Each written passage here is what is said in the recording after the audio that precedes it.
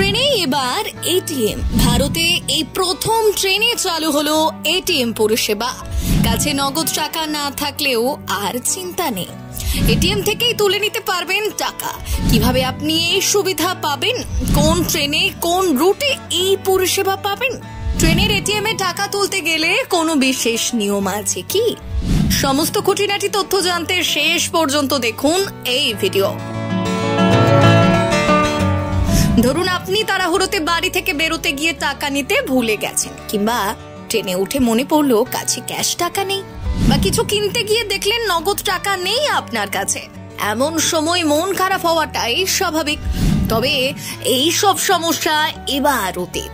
ভারতীয় রেলের এই পদক্ষেপ জানলে চমকে যাবেন। যাত্রীর সুবিধার্থে এক বিরাট সিদ্ধান্ত নিয়েছে রেল। এবার থেকে ট্রেনেই পেয়ে যাবেন এটিএম, ইচ্ছে মতো টাকাও তুলতে পারবেন। বাড়ি থেকে নগদ টাকা নিয়ে বেরোতে ভুলে গেলে আর কোনো চিন্তাই নেই। একটা ট্রেনে কটা এটিএম থাকবে জানেন? এই সুবিধে পেতে গেলে আপনাকেই বা কি করতে হবে? আমাদের দেশের লাইফ লাইন বলা হয় ভারতীয় রেলকে। জীবনে একবারও অন্তত ট্রেনে চাপেননি এমন মানুষ খুঁজে পাওয়া মুশকিল।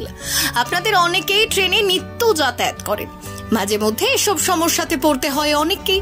সমস্যা সমাধানের এবার ভারতীয় রেলের এই নতুন উদ্যোগ। এবার থেকে ট্রেনের মধ্যেই পাবেন এটিএম পরিষেবা।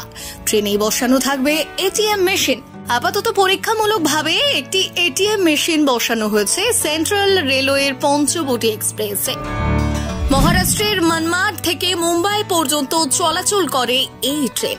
রেলের তরফে জানানো হয়েছে এটিএমটি বসানো হয়েছে ট্রেনের বাতানুকূল চেয়ার কার কোচে। এই এটিএম বসানোর কাজটি করেছে একটি বেসরকারি সংস্থা। এটিএম তো বসানো হয়েছে, কিন্তু প্রশ্ন উঠছে অন্য জায়গায়।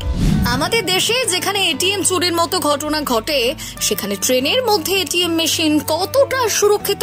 এক্ষেত্রে সেন্ট্রাল রেলের জনসংযোগ আধিকারিক জানিয়েছেন, ট্রেনের মধ্যে এটিএম এর নিরাপত্তা নিশ্চিত করতে একটি শাটার দরজা লাগানো হয়েছে।